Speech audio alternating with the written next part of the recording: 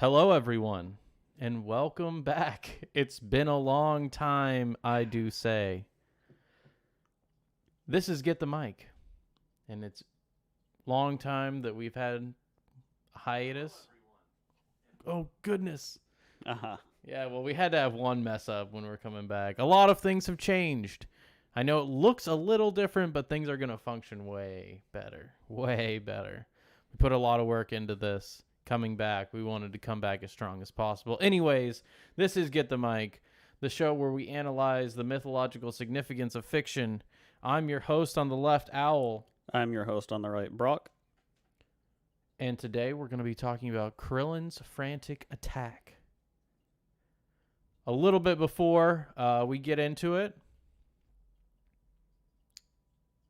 even though we've been gone a while, like I said, we've worked on it. Brock, do you have anything to say since our long hiatus? When was the last show we did? July, right? Yeah, I think so. It's been a long time, and if you're focused on looking into these sorts of things, your perspective can vary wildly in a couple of months. I don't think we're going to be going too far into any crazy directions just yet, but this episode I'm excited to talk about. I think that there's a lot to expand on in this one.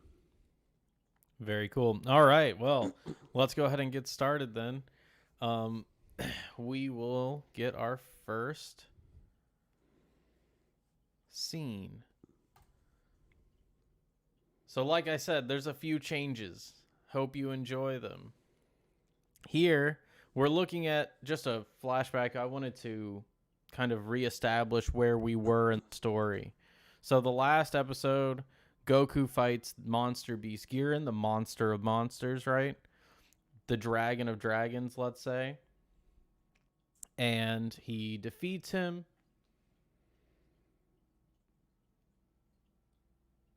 And then, Well, specifically, as he's fighting him, he regrows his tail, yes.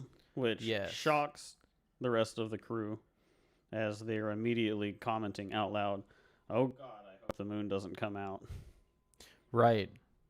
Right. The shadow is, again, able to be, right, let's say, possessive. Manifested, right? Mm-hmm. But, right, his fight with the monster of monsters brings out his propensity again, right? Yes. Which is an interesting concept in and of itself. But anyway, so, right, Goku grows his tail, but he also uses, I was going to say, the Nimbus. I was trying to remember if I've been saying Nimbus or Keen Tone. Pretty much both. So yeah, he also uses the Nimbus, which if we remember from our earlier analyses, let's say, is the way.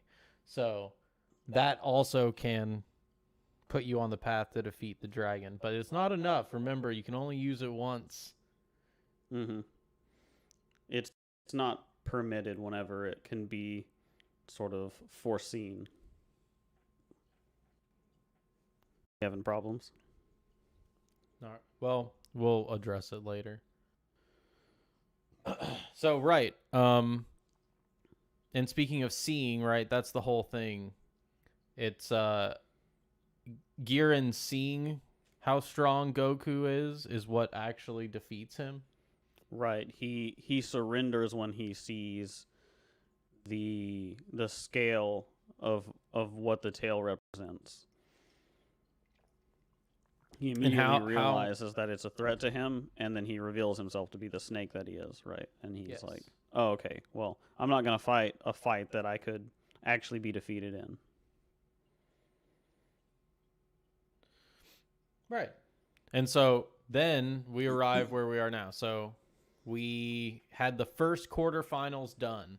Do you want to say anything? See, this is a good spot, actually, if you want to say anything about the quarterfinals in general. Remember, we had our matchups: Krillin versus Bacterian, Yamcha versus Jackie Chun, Ran Fan versus Namu, and the monster of monsters versus our beloved boy. I think that coming out of that, we are getting into the real meat of what the tournament's going to represent in the story. Oh, strange. Yeah, it looks like we're lagging. Yeah, we're lagging. Go ahead. But anyway, it's I'm trying to think of how I'm framing it.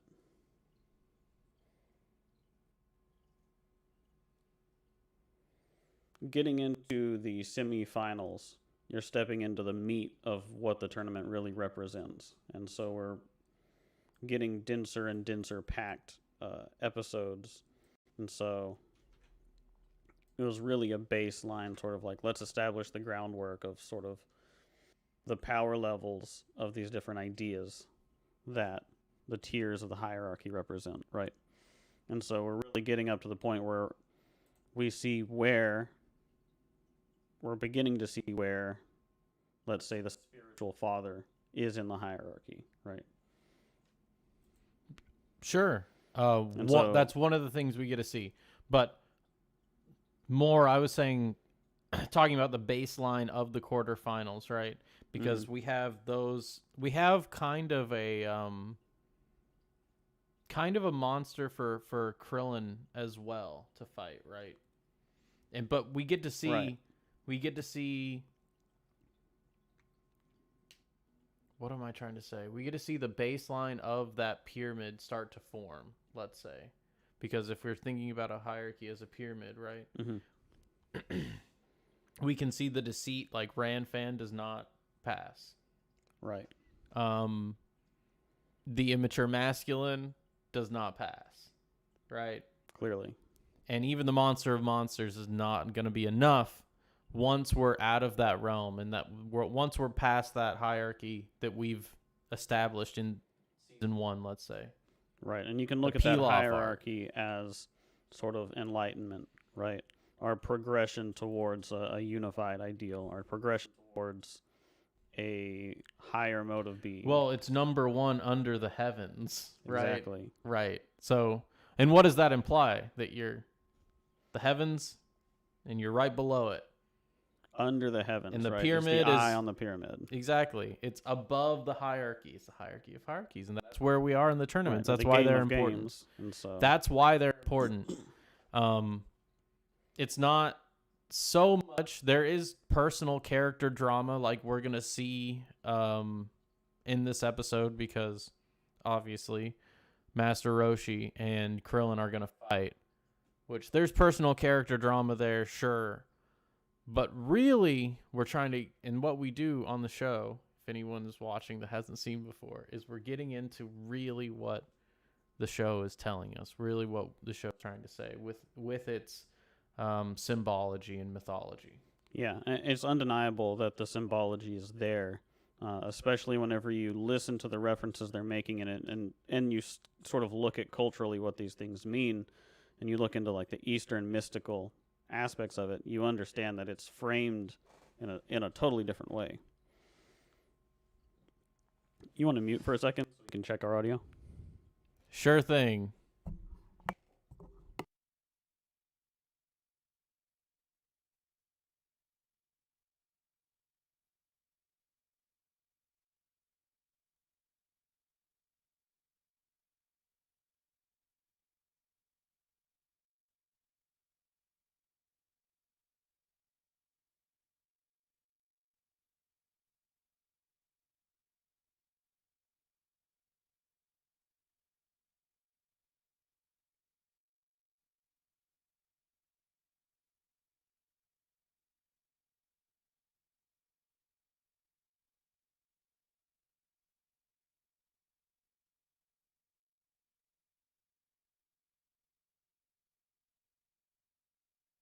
Sorry about that. We are having some technical issues. We've made a lot of what I think are positive changes.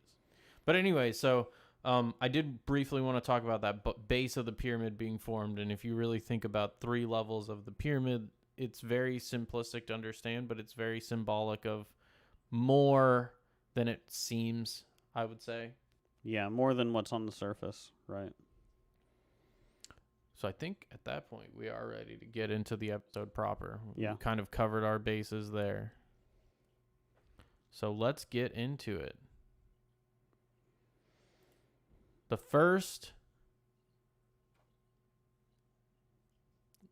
thing we really see is just some aftermath of what happens with Goku and Krillin after they both advance. And you can see there those colors. You can see at the top champion. I don't know if it says champion. I don't read Japanese. But I will say that what the title says is number 1 under the heavens. Right. And so they interview our young heroes, I dare say heroes. And what happens is Krillin reveals that Roshi is their master. Mm-hmm. Even though Roshi is not like apparent in the crowd or not coming up, just to note. We also get to see Goku's tail is real. Yeah, well, I want to say How old Goku is. Whenever they say that they've been trained by Roshi, you know, the crowd freaks out, and the judge says in the original he says that he's referred to as the god of martial arts. So this Master Roshi. I was just trying to cover everything before we got into it. But Okay, that's pretty much what we see in this scene, and it's really an interview scene with the boys, and that's why we kind of grouped these clips together. But yeah, now let's address each point. So go ahead with Roshi being the master. I don't know if that's the first point, but go ahead. But yeah, I just wanted to point that out because this whole idea that Roshi is the spiritual father archetype for the boys comes into the way that he's referred to colloquially, right? In the original translation, he's the god of martial arts. Like he's a spirit. Where right? do gods live? Well, they live in your mind, and they also live in the heavens. In the heavens, right? Number 1 under the heavens. Mm-hmm. Roshi is even beyond that in the martial arts community, let's say. He's transcended past that hierarchy. Now, let me ask you this, Brok. Is that the last hierarchy? Is Roshi at the top of all hierarchies? Nope. Well, wow. So. Yeah, it goes beyond this arc. I know. It just keeps going. And that's what's so great about Dragon Ball is it just keeps exploring the next archetype. Mm-hmm. Sorry, the next hierarchy. Using archetypes. Yes. So, right, Roshi is in heaven. He's in the heavens tier to this hierarchy here, and it is to say it's like to say the known hierarchy. Well, right? also the hierarchy you're in is going to affect your perspective. So it's not just where you are, like physically, if you're in a forest or you're at the beach, like it's not just where you are, it's where you are in the hierarchy and physically, positionally, yeah. Where you are in space and time as well. Like there's so many factors to it. Well, space and time are two concepts that the show will explore extensively, right? Yes, we'll get there.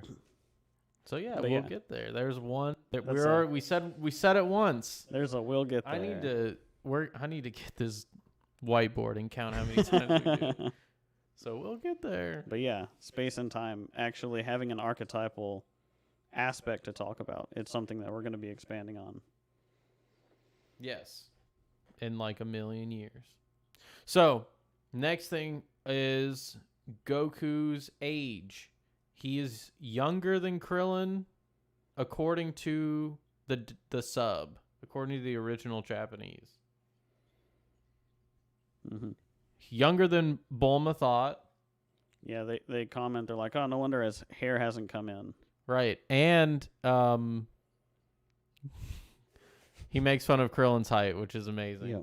But and that's the reason. I think also we're going to get to a point where we can conclude the Krillin height jokes because the Krillin's height is not just a gag.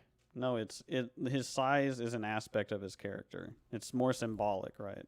Right. But I mean, if it's funny, that it's just a gag, right? Yeah, totally. That's it. Can't mean anything else. So it's just the humor. That is just the humor. It's just the humor. So he makes fun of Krillin's height. I just wanted to bring that up briefly. And those facts will come into play later. I just want to bring them up a little bit right now, and also mention that Goku's place in the hierarchy is so high for his age that's part of the reason people are amazed by him, like Bluma, and even Krillin to an extent. Krillin becomes more and more amazed as we get further along, but I mean, even now he's amazed with the rock moving, for example, from Roshi. Oh yeah. So the last thing we need to talk about is Goku's tail. It coming back, him being immodest about it, let's say. Well, it's pretty great because I love the original translation so much, at least in the version that we're getting in our subtitles, where Goku just says, "Yeah, I'll show you my tail," and he pulls his pants down and bounces on his tail, just completely naked from the waist down. And of course, this offends propriety, and so Krillin has to call it out, with Krillin being sort of almost like a construct in that way, like an egoistic lens for Goku is telling him, right? He's like, "Hey, you're being immodest, you're being immodest." But it's great because Goku's shameless, and it says it literally in the translation when Oolong says, "Goku may be strong, but his shameless character hasn't changed after all, or at all." So I really like that when we've kind of talked about the genesis of the story with the shame. Definitely. And the fact that, let's say, Krillin is embarrassed or ashamed that Goku's doing what he's doing, right? It's already something that we're going to see him overcome later on. And it's kind of established here. So there is personal character drama, which does make it good. Well, I like that this episode is really thematic too. So talking about shame and the utilization of shame, right, will come back up in this episode a couple of times because I just love the way this episode's written. Well, let's get into it. I'm excited to hear what you have to say. I think that's pretty much that, right? We covered that. I will say one thing about Goku's tail, how he bounces on it and stuff, and how he was, let's say, hanging on by it. All those little bits of references that he's reliant on that tail is that reliance on that shadow, and not only the shadow, because it's more than that. It's almost an ancestral idea, but we'll get into that later. I just wanted to mention it now, as we build up to it. So next thing we have is Yamcha guessing at the this is frozen, guessing at the identity of the Muten Roshi. Yeah, so Yamcha's catching on pretty quick that through his behavior that he's witnessed, this is obviously Roshi. This is fixing some technical difficulties. I skipped ahead a little.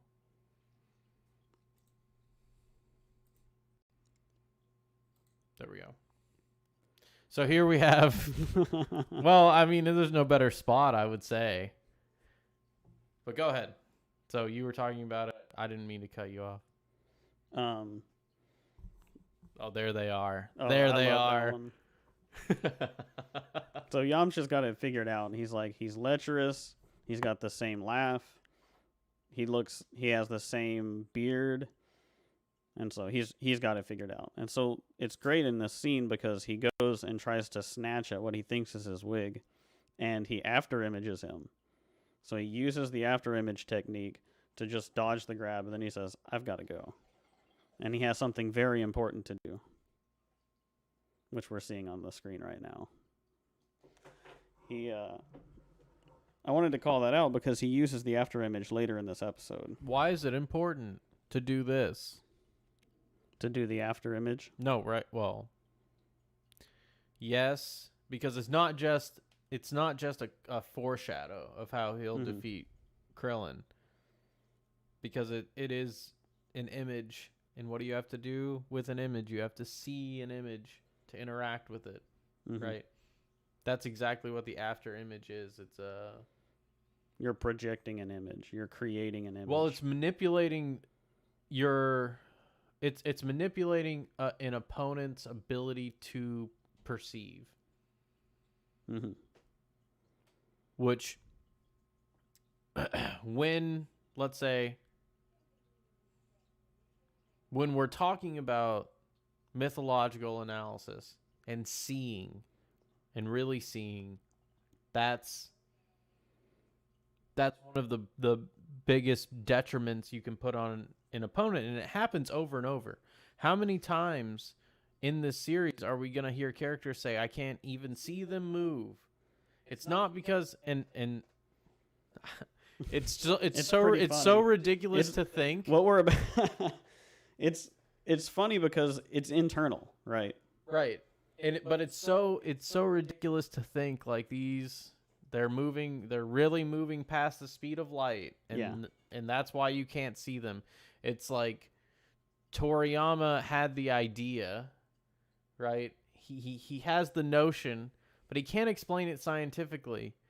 But he'll try. He'll be like, "Oh, they're moving. That's why you can't see them. They're moving past the speed of light. You have to sense them, right?" Yeah, you have to sense what's happening. We're gonna get into what that even means, sensing. But for now, just to say, the ability to see, right, to understand what you're seeing, precisely, to perceive, right, is a power that Roshi has over Yamcha and Krillin. He is a blind father figure, right?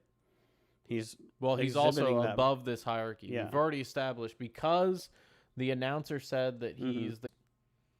Well, I was just going to say... Has he won the tournament? Did he win the tournament? Did he ever even... Did he win the tournament? What do you mean? Has Roshi ever won the tournament? Like in this season? No, ever. Oh, I don't know. Oh, okay. I can't remember. I assume that he had at some point, but I don't know if they've said. By the way, I think we're back good on the clips if you want to check it out. Let me look at it. Yeah, now it's playing normally. Well, yeah. It's got a little bit of lag. Oh, it lagged out. Yeah, what I'm doing is hiding some of these, so I think it's overloaded. We may have just jumped headfirst into it and sent it too many inputs. Yeah, sorry. I think it's overloaded. Anyways, back to what we were saying. So, the after image, we established that. That's like the first thing that happens, and we talked about that for like 5 minutes. Back to get the mic. This is the real get the mic. Yeah. But it is, because we're just having a conversation, I feel. There we go. It's good. I like having the clips, too. It reminds me of what happens in the scene. Mm-hmm. So... Since we can't just play it and I will say this is one thing that I benefited from. Is that right? Benefited? Yeah. No. Yeah. Yes? Yeah. That's been one boon to me from college, from going to film school, is like being able to separate scenes out, because this is a new scene from the interview scene. What we're seeing now with the Roshi dance. So that's what I was asking about as well. Why is it important that he does the dance? That was my first question to you like 5 minutes ago. Why is it important that he does the dance? Yes. So it's really funny that he walks out here with this sense of importance, and here's another case of it's just funny. It's just humor. He strolls out and he says, "Aren't you going to interview me?" And the announcer's like, "Oh, of course," snatches the microphone from him, and he says, "It's Chan-kun, right? Or no, it's Chun-kan." Or no. Chun-kan. That's what it is. Oh my. I like Chun-kan, though. Did he call himself Chan-kun? Was that it? I can't remember. Good God. Good Lord. That's great. No, it's Chun-chan. Chun-chan. Jesus Christ, Brock. Okay, good Lord. Go ahead. So it's Chun-chan. It's Chun-chan. This is beautiful. I was trying to get my notes back open and just getting tongue-tied. Here, I've got the lyrics to his song here. "Hi, it's Chun-chan. That cute kid over there is a girl. She's got boobies, but she hasn't got a winky. And then Goku jumps up and starts dancing with him. So, what do you think about that sequence?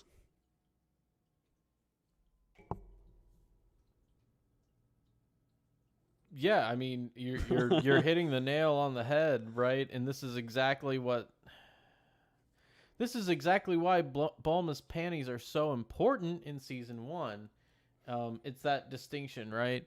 And what Jackie Chun is doing with this, what his goal is, right? Or let's even back up from that. We'll get to that at the end. But right, I think you're exactly on point by him identifying, distinguishing, let's say discerning at the very beginning of the song for this traditional.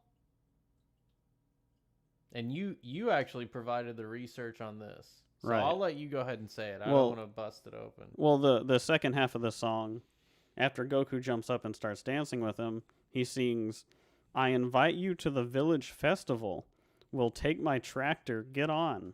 When you dance to the rhythm of the drum, it becomes the Bon Festival dance." That's the whole song. So I wanted to figure out what the Bon Festival dance was. And so I'm stealing this just off of Wikipedia. But, so if you're like, that's not actually right, don't blame me. It says here, Bon is a Japanese Buddhist custom to honor the spirits of one's ancestors. This Buddhist Confucian custom has evolved into a family reunion holiday during which people return to ancestral family places and visit and clean their ancestors' graves when the spirits of ancestors are supposed to revisit the household altars. It has been celebrated in Japan for more than 500 years and traditionally includes a dance known as Bon Odori.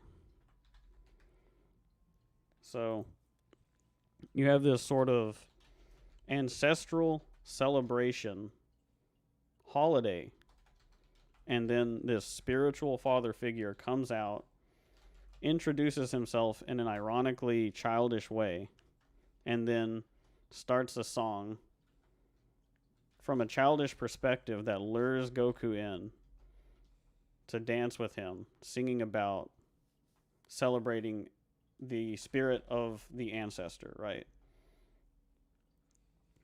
And it's sort of like a symbolic version of him stepping down into the hierarchy, right? With the fanfare of like... It's right. It's him positioning himself there.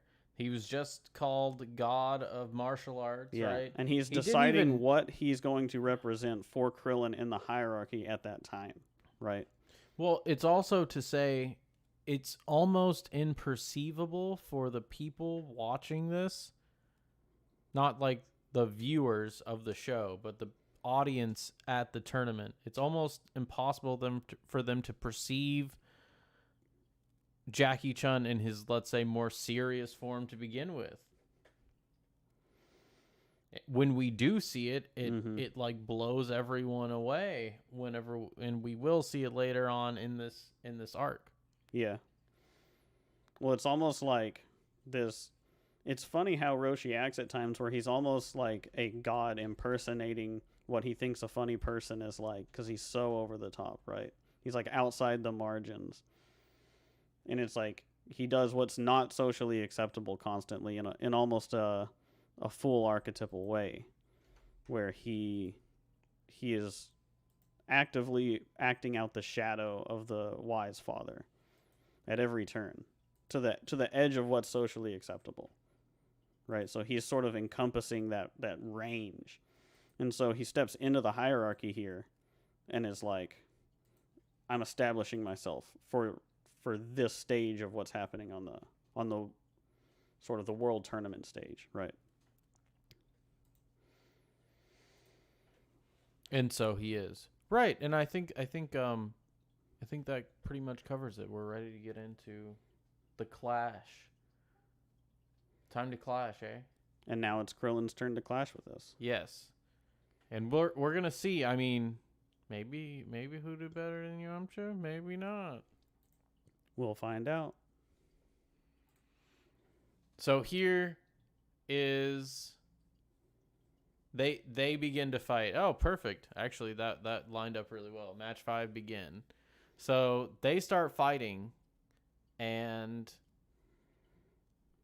oh man, this is actually really perfect. So they start fighting, and Krillin can't land a punch on him, kind of like Yamcha, but he does force him to block. Krillin's attack is pretty ferocious. Now, it's this is a bad analogy, but it's almost like a kid wielding his dad's gun. Like it's pretty reckless and wild. But eventually, Jackie Chun smacks him one, and Goku gives him a little pep talk there, which is important to say as well. Yeah. He's like, "What's wrong? Did you not train for this? Like, you can do this. You can see him." He specifically says, "We were both trained by Roshi, so you can see it because I can too." Yes, exactly. Which is Goku saying, "You're as good as me." And right? it's also it just reinforces this analysis every time they talk about seeing, right? And it's important to note that. And so they fight, but eventually Roshi gets the best of him and knocks him to the ground. Right. And so I pretty much separated this first part of the fight here to talk about that kind of stuff. I love early Dragon Ball as well, because the cutaways, like to Goku talking, it's not useless.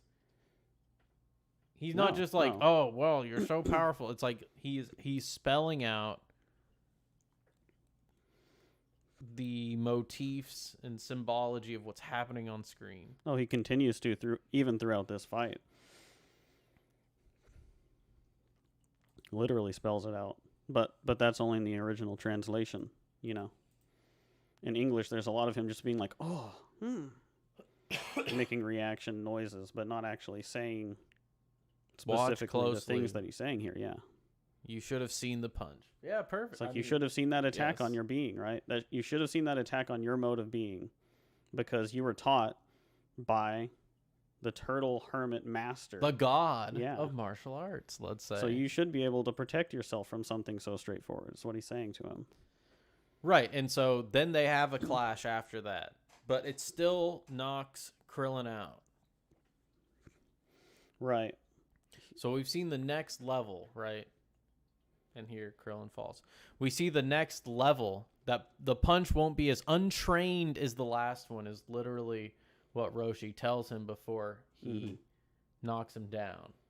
Yeah, he's like, I'm choosing my next punch specifically for what I see your level now. Is what he's saying. Why doesn't Roshi knock him out? He gives him the opportunity to take it, to stand back up, right? Right. Now, why did he knock Yamcha out?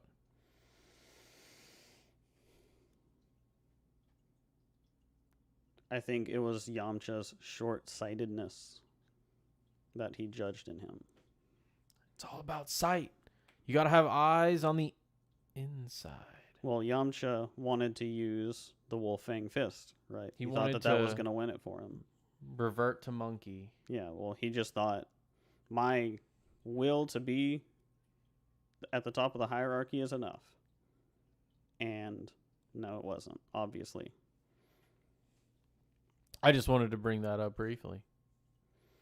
But yeah, so I think that Krillin he's fighting for self-betterment for a different reason than that. He, something as straightforward as, let's say, the blow that knocked Yamcha out wouldn't knock Krillin out now. Definitely. It wouldn't. And so you're exactly right in saying that Roshi is allowing him to climb as high as he can. Mm-hmm. He's giving him the opportunity to. And right? It's important for that progress to be made. Well, he wants Krillin to see his limit, right? Because why is that mythologically significant, Brok? To see your limit? Yeah. To see your limit is to know yourself, right? We can talk about the archetypal self, but knowing your limit, seeing your limit, this is associated with that shadow integration, right? And you'll see here, Goku having his tail back is important, because inevitably he's going to be coming up against him, So he'll show his limit. and he'll have to show his limit, right? Knowing your limits defines what it means truly to become stronger. Because if you don't know your limit, you're not able to even visualize what it means to be stronger for yourself. So you have to push yourself to your limit to know that. To know your weakness is to know how you can become stronger, right? And so this is something the Spirit of the Father can do for you. And that's what he's serving to do for Krillin in this battle. I want to say even more, it's the specificity, the experience and tradition inherent in the ancestral father is able to specifically identify what it is that you should improve about yourself. Mm-hmm. That's what it's supposed. That's the Spirit of the Father. If you're not ready to do that, Yamcha, that's why you might get knocked out before you even have a chance. Right. That's the short-sightedness.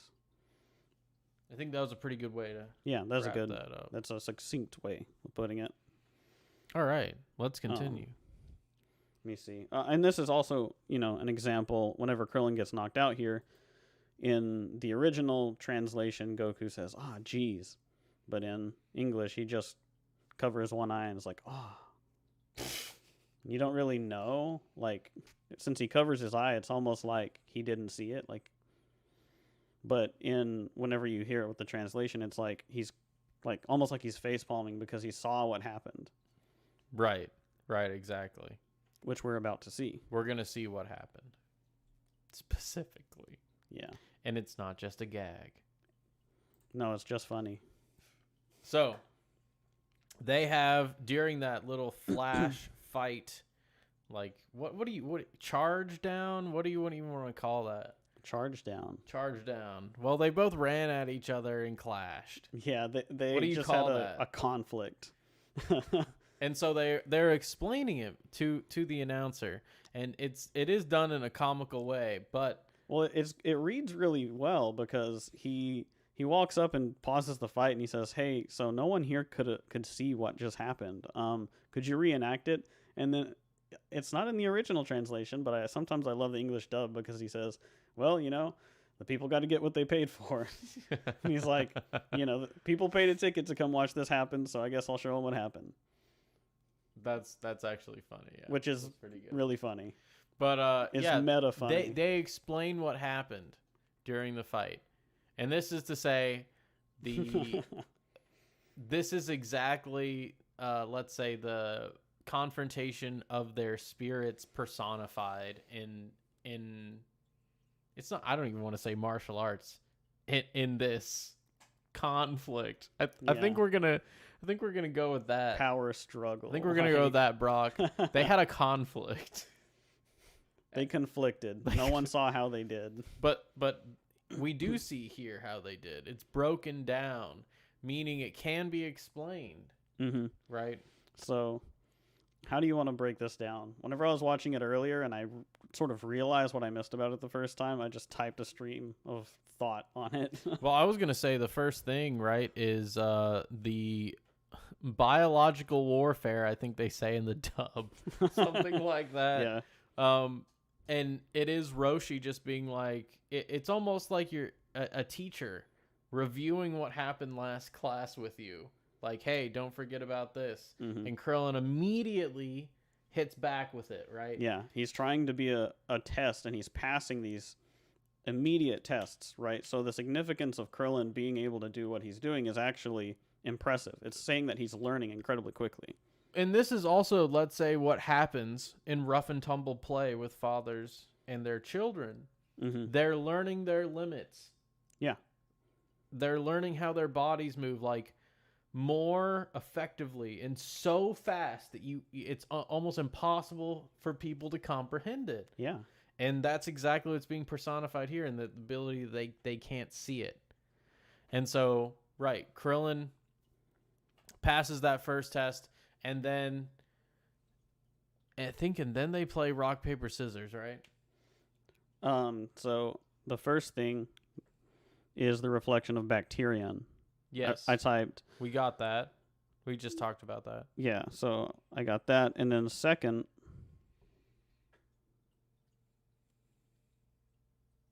No, this is it. They start thinking about it, and they do rock, paper, scissors. Yeah. So yeah, it's a reenactment of the incorporation of the tricks him. concept of play, yeah. Yes. Roshi's like, okay, you're able to overcome disgust in order to confront your obstacle with truth. Mm-hmm. But the other half of what's happening here is the misdirect. Hold on. Yeah, I was going to get there. Yeah. So then we see him say, all right, we're going to do play. Let's see how you are at play. It's almost like what does Count Dooku says, and this is not a good movie. Attack of the Clones. Oh, I'm ready for this. He's talking to Anakin. He's like, it's like something like your swordsmanship is good, but how's your speed or something like that. Mm-hmm. Those things that aren't actually, you can't. It's impossible to really tie those things. But here we do actually tie them together with play, right? And with the hierarchy he just overcame with Bacterian. We're going to see the last one here as well. Mm-hmm. Go ahead. Well, so we've got the archetype of play, right? Like all of what that sort of represents and how it's built and built and built. The reason that it's brought up here is so that he can subvert it, right? The thing that he needs to be paying attention to is that he is coming up against something that can transcend the hierarchy, right? So let's say hierarchy as a game, right? And you can win a game in the same way that you can get to the top of a hierarchy. So this game of games is the ability to honor the spirit of a game and change the rules of the game without the game losing its spirit, right? And so him being a spiritual father, I think it's important that he's the one that's sort of coming. I mean, this seems like the next step of enlightenment, right? Is understanding the positionality of like not being limited by the literal interpretation of a rule, right? Not to hinder the spirit of a game, right? So in this case, Roshi is playing on that by cheating, by misdirecting him, right? And it's a test for Krillin here. He actually fails and fails twice. So he fails this test, right? Right, and he pays for it because then they do the kick, finish, or how does it finish? He says, "I said without thinking, which was my mistake." Right. He's basically saying that he was tricked, like literally that he was tricked into thinking that way, right? Yes. And of course he's trying to break it up too because he's mapping and just learning and repeating and learning and repeating. Well, he's like, also, can you think about why you're doing what you're doing? Not only that, but it is like he's so focused, and this can happen sometimes to people who play sports or play games, whatever it is. They get so focused on winning the game, they don't realize that they're playing on their opponent's set of rules, let's say. Mm-hmm. And that's exactly what Jackie Chun has done. He's decided the game, and even Krillin recognizes it later on, right? That acknowledgement as well is why Krillin is superior to Yamcha. Yeah. Because we've seen the acknowledgement of his mistakes spelled out by himself, and he can now fix them. Mm-hmm. And then so I was asking how it ended. Do you remember? Yeah, he just basically, after he swipes his nose, or swipes his face where his nose would be, he jumps up over him and kicks him in the back of the neck. Oh, that's right. And then Krillin flies over and then passes out. I think I may have that in the next thing. Let's see. Oh no, this is amazing. So then, so Krillin failed two things. Fine. Then what happens is Krillin sees his chance, right? And he recognizes the mode of being embodied in Jackie Chun. He recognizes the mode of being without recognizing Roshi. Yes. He recognizes the spirit without recognizing the person, which is fine. It's actually a deeper understanding. Yeah. like if this show was Star Trek or something, maybe him and Yamcha would sit down and talk about it for 5 minutes, and then they would find out, right? But I mean, it doesn't matter. He already understands the spirit, which is more important than understanding the individual.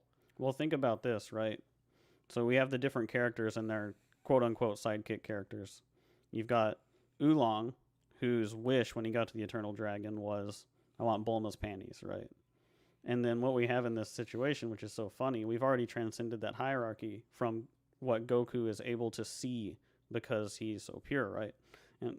And because Krillin is really, my opinion is he's really tied into the spirit of Goku. By that virtue, this is something, Krillin is kind of that extension for Goku, and Krillin is above that. He can utilize it to take advantage of Master Roshi even, right? Because he's, like Goku, above at least that.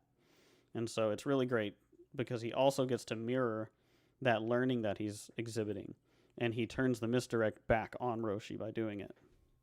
Yes. And it is funny that he has panties. But there's the reason is because what we're trying to explain here. But it's even better because Roshi being Jackie Chun is a misdirect. And so this is also a metaphor for the confrontation of that misdirect, right? Which leads us into how he needs to use the Kamehameha to save himself, right? And what is refresh me here, Brok. What is the Kamehameha? It's telling the truth, right? It's speaking truth. It's even more too. It's speaking truth by putting your capital T truth, right? Putting your being into existence, creating chaos from order. It's that light, right? All of those things combined, and it's Roshi's ultimate weapon. Mm-hmm. And it reveals Roshi to be himself. It does, and he has to use it because Krillin, despite all of his drawbacks, recognize his mode of being so well, right? Yes. His mode of being is so, and that is something about this as well. It's not just funny that everyone should be able to see that Jackie Chun is Master Roshi. It's that his mode of being is so obviously out of place that anyone could spot it out. Right.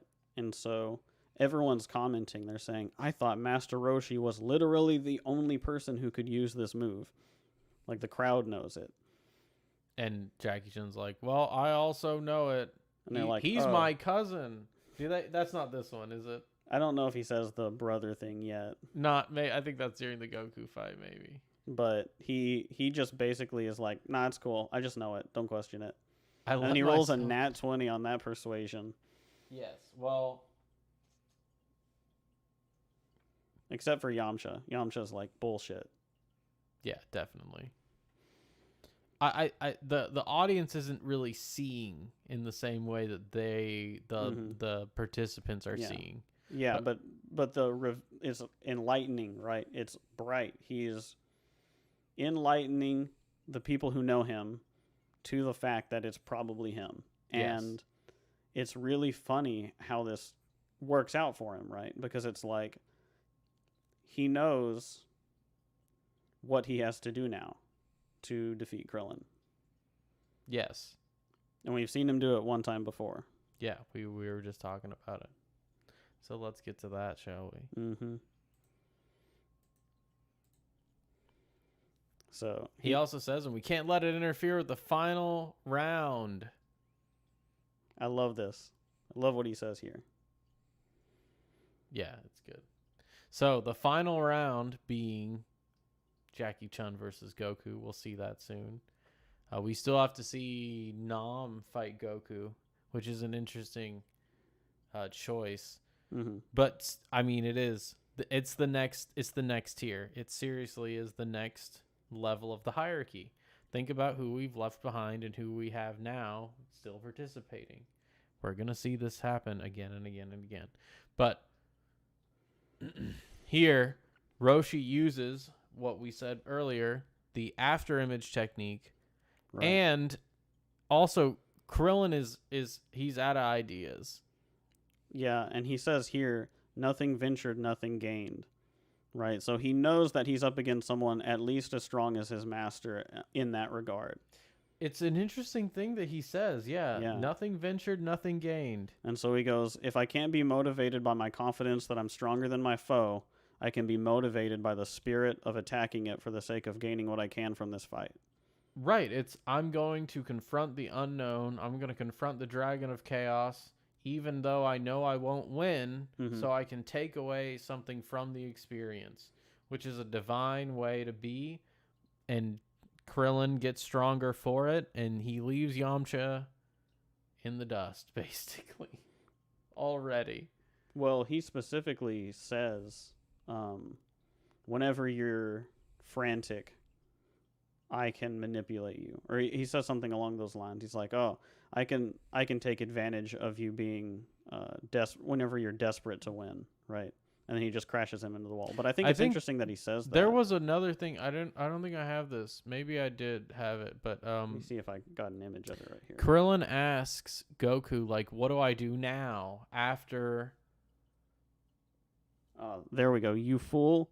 When you become desperate, you're at my whim, is what he says whenever Krillin says that.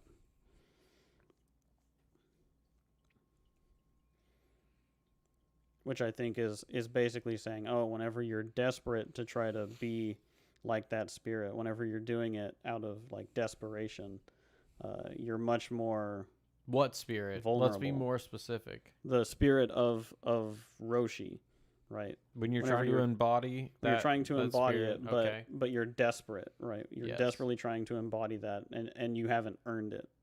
So you're kind of frantically attacking at the idea of it. Well, but I not mean, this getting is it. this is That's kind of almost what he's doing. just it's a crude conceptualization of confronting chaos to gain wisdom. Mm-hmm.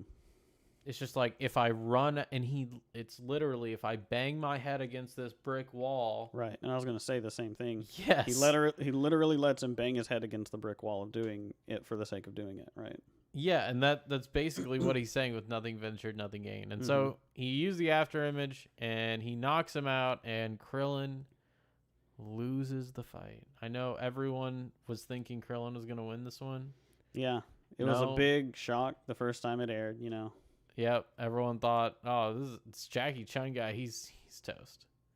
But They were Krillin like, "Wait a second, loses does that count, guy and look this is familiar?" interesting. Counting is useless, Yep. and Yamcha says, "What speed?" Yamcha couldn't see. Yamcha couldn't see, which is precisely what I was saying earlier. These little hints, even though Krillin next arc, Krillin is going to think Yamcha is stronger than he, which is not the case. Nope. Not Not ever, even a bit. really. No, not ever. So that kind of brings us to the end. You know, you were saying this episode was going to take a long time, but I don't necessarily agree. Yeah, I think we got through it a lot faster than I thought we would. I love the clips, by the way. It's so much easier to talk with them. Yeah. It's just more wide open. I'm going to tell you now I am Jackie Chun, not Muten Roshi. Like, stop. This and it's almost like it's not even do what I say, not what I do, but it's just like there are things that you don't understand. Well, like, I am Jackie. I've stepped down from the heavens. Mhm. I am Jackie Chun. For the intents and purposes of what matters, I am Jackie Chun. and that's what's happening with the after image technique. I think that's a good way so we can explicitly say that him defeating Krillin in the end with the after image technique is he's saying, okay, no, I'm saying that I represent being higher than you on the hierarchy, right? It's almost like he's speaking himself into an image there. And it's like, I'm not here, right? For all intents and purposes, I was there. It is literally putting your being into form. Yeah. He's speaking a being into form from himself and saying, like, no, this is the story, right? Like, this is what I'm saying it is. Yes. And so we see some of the aftermath here of what happens when Jackie Chun wins. Yamcha thinks that Jackie Chun is clearly Roshi, which he is, but it doesn't matter. It's one of those things that the facts of it are subordinate to the actual meaning of it. Right. The mythology, right, is And that- more important than the logic. Yes, and that's something I want to say as well. It's the mythology is more important than, let's say, the factual events that happen in the story. More There mythological are than so logical. many stories that don't make any sense but are great. And the reason that they're great is because of that mythology. That's what we're trying to uncover in these series. Yeah, it's like it's not because of no reason that they're great. You know, and you can take the postmodern lens and look at it and say, well, it just, it was carefully crafted to take advantage of people's, dopamine or whatever you want to say about something, and where it's like, oh, it was just successful because it appealed to someone. It's like, well, it wasn't always that way. And so they all examine Roshi, and Yamcha tries to pull off his hair, which is glued on. We figure that out later. But I like that it's glued on, yeah, because it's almost like the first time that Yamcha tried to grab his hair, he realized, he was like, okay, I'm going to have to protect that, right? And then whenever someone finally manages to, it's glued on. Yamcha made him aware of it. Now, logically... And he right? is, let's say, he is a blind king in a way, also a spiritual ancestor, but he is a blind king. He's not blind to that. Yeah. Well, and this is a good example of that logic versus mythological, because logically he never had time to go and then glue his wig on, right? But mythologically speaking, he's recognizing other people's ability to see his mode of being, and he has to stay elusive to them. And so mythologically speaking, it's almost as if, oh, someone tried to snatch my wig. Well, all right, I have to take another safeguard against it. I might have to Kamehameha. I'm just show the truth, right? But it also makes him aware of the kind of the collective attentiveness of everyone else, because he also, this is where we see Goku say he doesn't have the smell of Master Roshi, and he's just sitting there with perfume. Yes, it's that next level, right? Yeah, Not he only sees things. No, but that's what I'm saying. He sees things, but obviously, but what I'm saying is, not only did Roshi, by Yamcha's experience there trying to grab him, by Yamcha's intervention, not only did Roshi say, I need to protect that aspect, but having the Roshi foresight, he has protected all aspects now. Realizing that the disguise was not enough. That the image wasn't just enough. Yes. He had to up his level. And this is to say that the potential Roshi has shown has not even been touched yet. No, we have not seen any Roshi potential beyond literally blowing up Fire Mountain. Yes. So that pretty much brings us to the end of the episode. Yeah, I think so the next episode is going to be Nam versus Goku. Is there any closing thoughts you want to share? I just think that this episode was incredibly well written. You can so- look at the it's themes so and how good.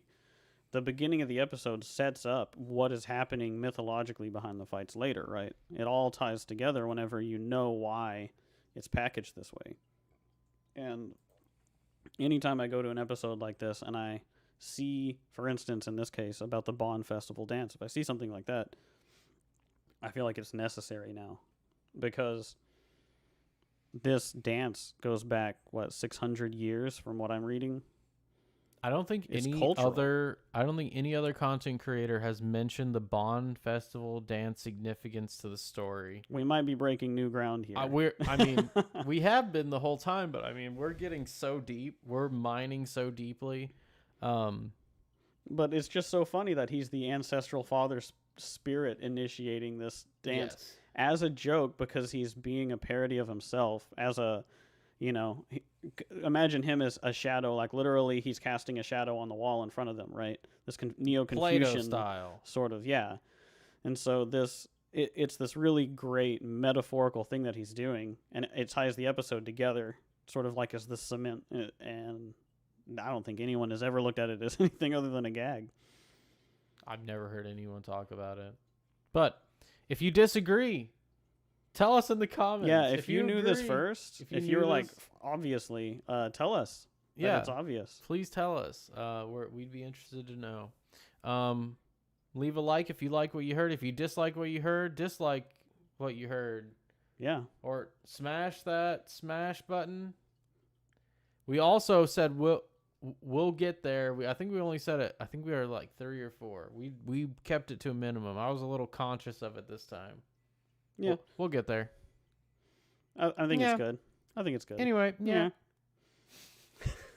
Who will get that reference? So Maybe I'm one sorry to person. say, but for now, it doesn't look like we'll have a meme slide because there's no more slides. Yeah, we have graduated beyond the slide format. Maybe we'll have some. We'll shit probably posts. well, I'm trying to get, maybe we'll get Brok to make some meme gifs for us. Possibly. Yeah. So anyways, we hope you enjoyed what you heard. I know it actually was pretty short. We are back. We're going to be back to a normal schedule very soon. We're probably thinking about doing a different myth and meaning. Probably not going to cover Dragon Ball Season 2 just yet.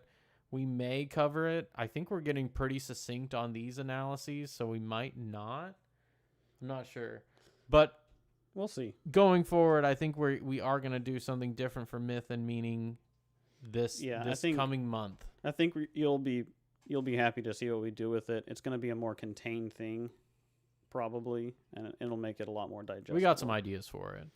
And as you can see, we made some positive improvements, I think. So, like I said, if you liked it, give us a like. We'd appreciate it. And we'll see everyone, all of you, all one viewer so far,